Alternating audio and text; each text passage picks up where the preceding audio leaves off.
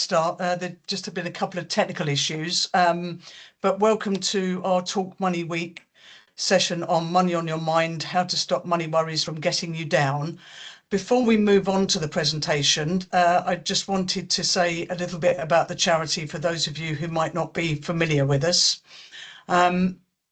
The vision of the charity is to be a supportive community where every civil servant or former civil servant has the chance to live their life to the full. We offer a range of services and supports online and offline, both from ourselves and in partnership with a range of other specialist organisations. It's important to say each service is dependent on your situation and eligibility, and this is often checked through your national insurance number or your wage slip. If you're not sure if you're eligible or whether we can help, the best thing to do is simply contact us and ask. We know life isn't black and white, and neither is our offer of help, and we look at everyone on a case-by-case basis. In terms of who we can help all serving former or retired civil servants and their dependents. So you can seek the charity's help at any time. Even if you leave the civil service, you're still eligible to come to us for help. And by dependents, we mean people who are financially dependent on you. And although the charity is funded by civil servants, you don't need to have donated in the past to apply for help. We're not a membership organisation. So just by being or having been a civil servant, you're already part of our community. So if we now go on to the presentation, which is going to be presented by Kath, who is our senior wellbeing and caring supervisor. If you do have any questions for Kath, then please pop them in the Q&A and she'll be happy to answer them at the end. Thank you.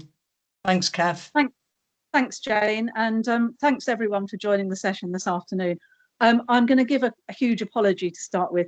The technical issues were the fact that I've had to join on my phone this afternoon. So if my picture keeps wobbling around, it's because I'm holding it. If I don't manage to read everything that's on the slides, it's because my middle-aged or slightly less older than middle-aged eyes can't actually read anything that's quite that small. So, but hopefully we'll get through it. We'll get through it okay. So we're going to be looking today at, we're going to talk about the whole issue of money, I guess, and what it means to us. We'll talk a bit about the links between money and mental health, because there are some really clear links between the two. We'll talk about some action that you can take, and I will be particularly focusing on budgeting. And I'm going to touch very briefly on at the end on services from the charity, but I won't do that in any detail because there are other sessions this week that you can cover. The other thing I should just say that might make it a little bit clunky is that Jane's having to move the slides on for me because I'm on my phone. So Jane, if you could move on to the next slide, please. Okay, I've done that, Kath. Thank you. Yeah, that's great. Thanks.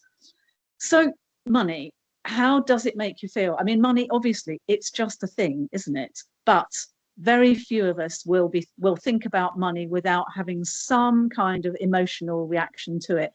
Have a look at the pictures on there. I mean, which one of those does resonates most with you? You've got the person who's obviously so much anxiety going on in her mind, kind of things going round and round. You've got the other person who's got that kind of like what looks like a kind of ball of tangled up wool inside their chest, which to me maybe shouts of things like shame and embarrassment and not talking about it, because there are all kinds of taboos around talking about money as well, aren't there? Then you've got the person sitting with a cup of tea who looks fairly calm. Maybe they don't actually have loads of money, but they kind of know what's coming in and what's going out, and there aren't too many horrible shocks. And then you've got the person on the right who's looking extremely happy. I mean, obviously, you know, money can buy us things that do make us happy. So yeah, it can evoke all kinds of different emotions, and we all also have a different approach to money. I think, you know, some people will want to be very careful, watch the pennies, and make sure that they've got the same amount or less going out than they've got coming in, and other people will much more have a spending kind of spend because we only live once kind of approach. And I wonder where each of you on this call sit with that. So let's move on, Jane, to the next slide. Okay. So thanks. I mean, I kind of hinted on the last slide about how I think that there is quite a taboo around talking about money. It can be hard to talk about when you've got money and when you haven't got money. I think, you know, as a society, we tend to see it as being quite kind of brash to be talking about how much money we've got, or to be boasting about what we've been able to buy or whatever. But similarly, it can be seen as very shameful and embarrassing to have to admit or acknowledge that we don't have enough money. I mean, how many people, I mean, I certainly have done this, and I know many who have kind of gone along with things which they really couldn't afford and didn't even want to pay for, because they just felt that peer pressure to do that.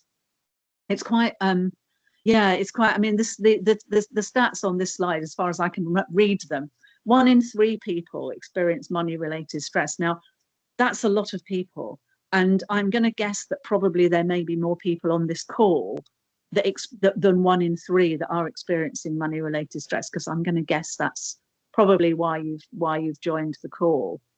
And also such a high proportion of people like not feeling able or feeling embarrassed to talk about money, and that can then lead to all kinds of internalized feelings and feeling quite lonely and isolated.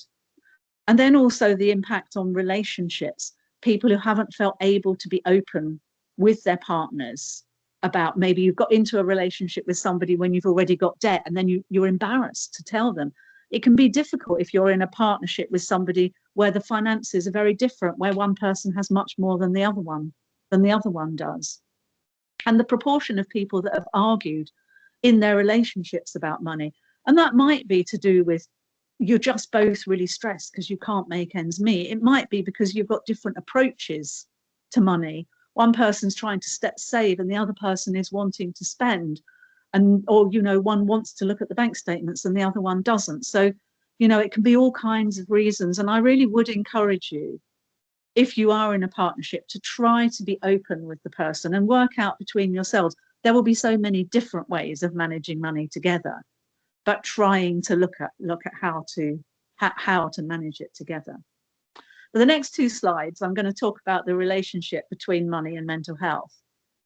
So certainly we know that money, or lack of money, I guess, really, money problems and money worries can impact our mental health and well-being. You know, that whole kind of feeling of money anxiety.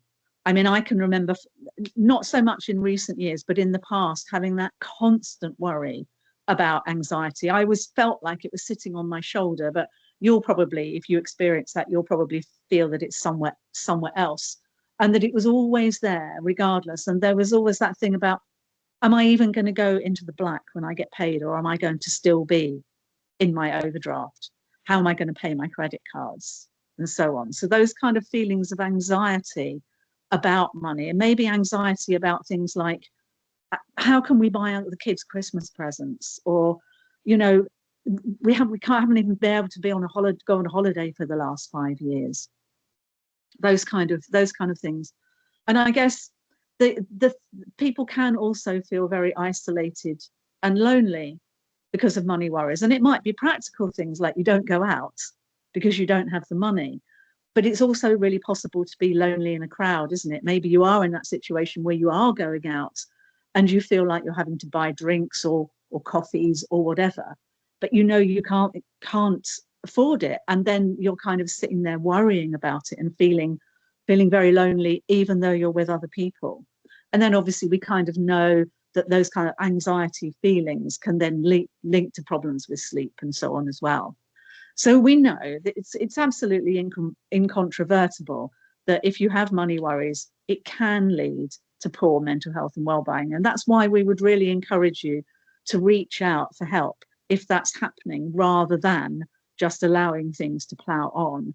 And Jane, if you could move on to the next slide, as it's also very clear that that poor mental health and well-being can impact on how we deal with money as well.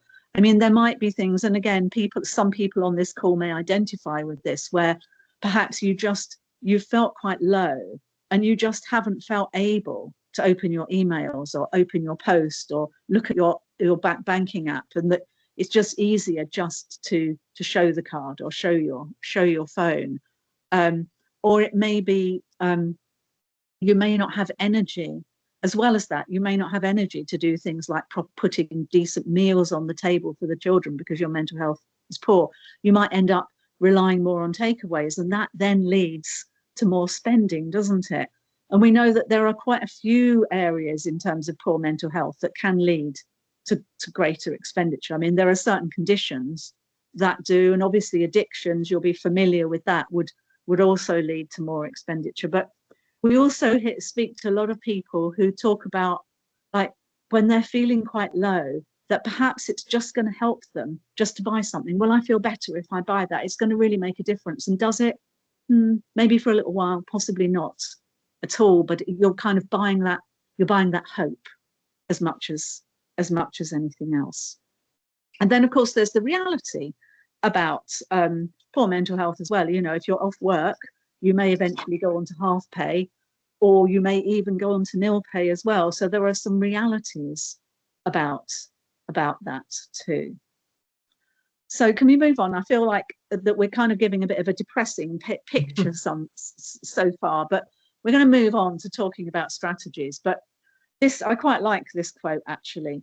You know, it can be really easy when you're starting to worry about money to stick your head in the sand, you know, to just avoid thinking about it. Or, you know, I mean, I've spoken with people who say, well, it's so bad, it can't get any worse. You know, there's nothing I can do, or there's nothing that I feel that I can do. But I think that I feel really quite clear that by sticking your head in the sand, it actually doesn't help in the long run. And, you know, it really doesn't protect you from what's coming, or what might be coming. And that's why I think I'm going to talk to you more about starting to make a budget as a first step towards reducing that money anxiety that you might be having. So Jane, if you could, oh, thank you, you've moved on. Thank you. So, I mean, budget, I think, like money, is one of those things that actually probably has some quite emotional connotations to it. Maybe you're somebody who thinks, oh, I would love to have a budget. It's going to make me feel quite safe and contained, knowing what I've got coming in, knowing what I've got going out. It gives me some real clear boundaries, and that's going to be helpful. But you might also be somebody who thinks more like, oh, no, it's just really boring. I mean, how can I possibly anticipate what I'm going to want to spend in 2 weeks' time? I just, you know, I just feel like it would tie me down too much. And of course, there are many other views about budgeting as well. And I'm going to put my hand up, and I'm going to say that I am not the best person at budgeting in the world, not by a long chalk. So when I'm talking about doing these things, I'm not saying that it's easy at all. So, but what I would say about a budget is that it is quite key in helping you to begin to take stock of where you are. And I'm sorry, I'm looking slightly oddly to the side. I'm just trying to read what's actually on what's on the slide. But yeah, I mean, it gives you a starting point so you can know where you are in order to move forward. Jane, if you could move it on, please. Thank you. So what are the kind of things that you might be able to identify if you have a clear budget? Well, it might help you to see that actually the problem that you've got is paying those credit cards, and that if you weren't paying those credit cards, actually everything would be fine, in which case maybe you need some kind of debt solution. It might be that you realize that you're overspending in some areas. You know, if you look at it and you can see that your leisure expenditure is like twice as much as you're spending on your housekeeping, but you're struggling to make ends meet, maybe there are things that you could cut back on. It may be as well, sorry folks, I'm just going to try and read this. I'm going to have to take my glasses off to do this, I think. Yeah, I mean, it may help you as well to realize that there you have money. You know, maybe you've actually got some spare money. maybe if you made some of those savings, you would be able to start doing something like saving for Christmas or whatever. So the thing about the budget is it gives you the picture. Maybe you're feeling quite anxious about even seeing the picture because the picture feels quite scary. Maybe it is quite scary, but usually seeing the real picture isn't worse than anticipating what it could be. Jane, if we could have the next slide, please. Okay, so when you're going to set up a budget, I think what you probably need to do is to put aside some time for it. If it's feeling really scary and overwhelming, maybe see if you can find a trusted other, partner, a friend, somebody who might be able to sit down with you and go through it with you without judgments. This is where you're at the moment. Look at the evidence for what you're putting down. Look at your bank statements. Look at your bills. Try not to estimate. I mean, when we get people putting applications into us, sometimes I've spoken to people who have vastly underestimated what they spend. And we've kind of talked about it and they said, I didn't want you to think I was too extravagant. Or to people that have, then there's another tendency to kind of overestimate, because that means that, you know, at least you won't spend more than that. But try to be as accurate as possible. Now, there is the QR code on here does take you to the Money Helper website and to their budget planner, which is a great tool, I think. It's very detailed and it will help you to work out everything that you're spending, because I think the key with the budget is to make sure that you don't miss things out. Everyone has something that they forget that they're spending money on. For me, it would probably be coffees, going out for coffee. I was talking to someone last week and it was cigarettes. You know, for some people, it's the money they give to their kids. But try to get everything so you've got this picture of where you're at. Jane, could we have the next slide, please?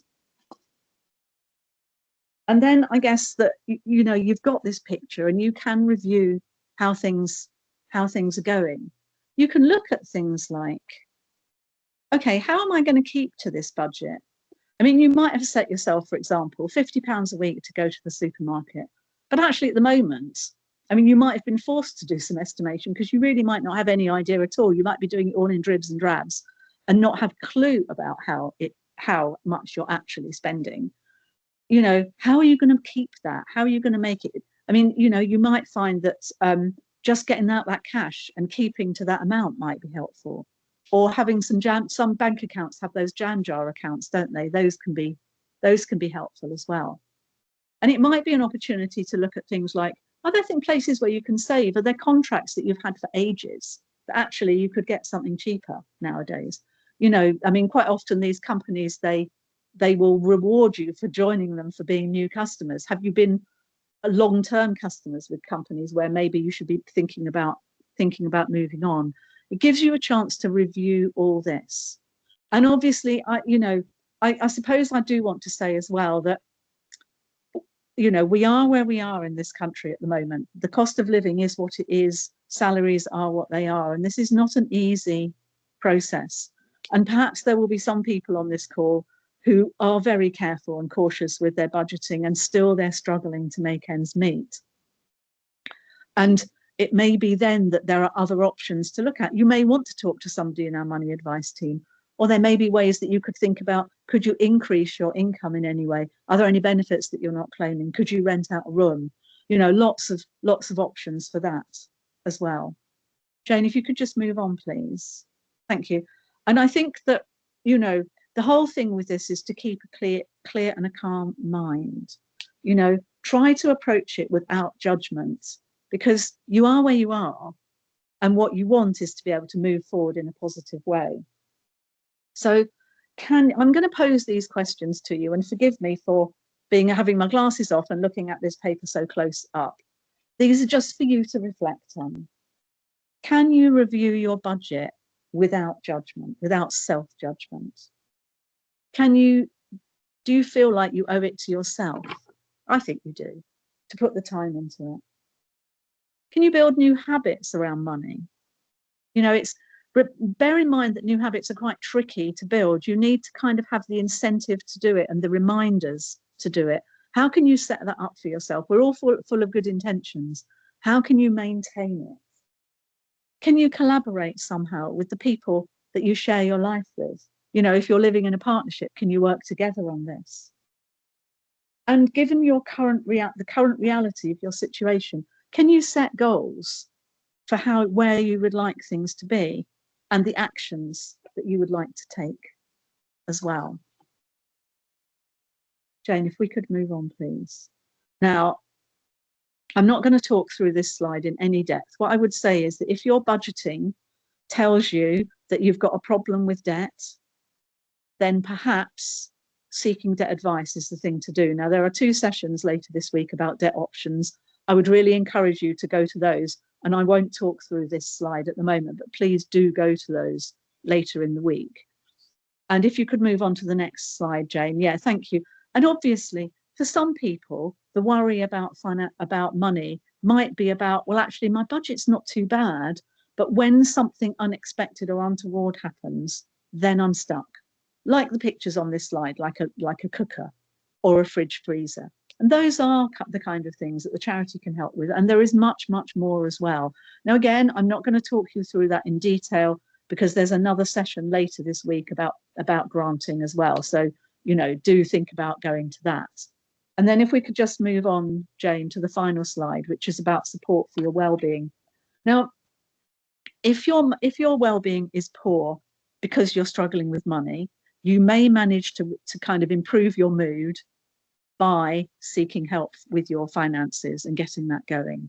But if it's a little bit more entrenched than that, and if you are struggling with your well-being, you might want to use some of the well-being supports that the charity offers.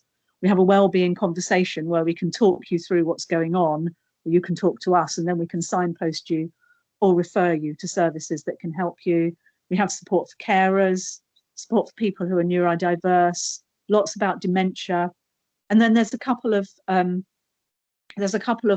as well that you can access directly. One is the GriefWorks, and you would be surprised to know perhaps that 15% of mental health conditions are as a result of unprocessed grief. So if you are grieving, or if you feel that you have unprocessed grief, that's a great resource. And then Thrive as well. It's got lots of in-app content which is aimed at helping you to regulate and manage your mental health and well-being. And you can also use the chat there to ask to speak to a counsellor. So that's it from me. I'm really sorry. It's been much more messy than I would have wanted it to be. But I hope that that's been useful. I'm going to hand over to Jane. I think she's going to coordinate the questions now. Thanks, Kath, and well done on that. Elaine, do we have any questions? Yes, there's a question here. It says, when I first met my partner, I didn't tell the truth about my money worries. It's been 5 years now, and I feel like I can't tell the truth now, and it's so overwhelming. And I think she might just leave if she knows. How do I address this? Oh my goodness. I mean, that's just, I mean, such a heavy weight for you, to be carrying. And I wonder what your fears are about what she might say. You know, it might be that you might need to speak to somebody, maybe to have some counselling for yourself, to think about how you could approach that conversation with your partner. Or it might be that actually some couple counselling, because it sounds as though like there's something missing in that communication. If you're still feeling that, you know, that maybe some couple counselling would enable you to actually to speak about it, because it sounds like you really want to now. But I mean, what a horrible weight for you to be carrying around all that time. 5 years, it's a long time. Thanks, Kath. There is just one more question. I think you've kind of answered it with one of your slides, actually, but it says, do I need to speak to a debt advisor to start my budget, or can I do it myself? I think we've been through a bit of that, but perhaps we can. Yeah, I mean, I would say that starting the budget yourself is a great way to go. And using that link that was on that slide, I don't know if somebody can put it in the chat or something, the link to the Money Helper one. Yeah. It's a great place to start. And you know, if you feel resilient enough to do it yourself, that's brilliant. If you feel like you could do with some help. It may be that you've got somebody close in your family or your friends or your partner who could help you, with that. Because in a way, that bit of it will then tell you whether you need to get to speak to a debt advisor or not. Yeah. Thanks, Kath. That's it. Thank you very much, Kath. And also the budget planner is actually available. I believe it's on the money section on the website as well. So you can also access it from there. But thanks, Kath. Just before we finish up, it's really just to say it's Talk Money Week. We are running a series of webinars. You can register for them on our website. If you go at the top of the website, the help and advice section, and then there's a webinar section, so you can register there. And there will also be recordings available of webinars that you've either missed or perhaps are unable to attend, all except the gambling harm webinar, which won't be recorded. And that's actually tomorrow afternoon, 3 till 5. So there's a list of all the upcoming webinars there. You can also use the QR code on screen to access the webinar page. So thank you very, very much for joining and listening. If you do want to find out more about the Charity for Civil Servants, what we do, what services we offer, the help we can give, and also access resources, including some of the resources that Kath talked about in terms of wellbeing, caring, and also money, then simply visit our website, cfcs.org.uk, or use the QR code. So thank you for listening, and hopefully we will see you at one of our other Talk Money webinars. Thank you.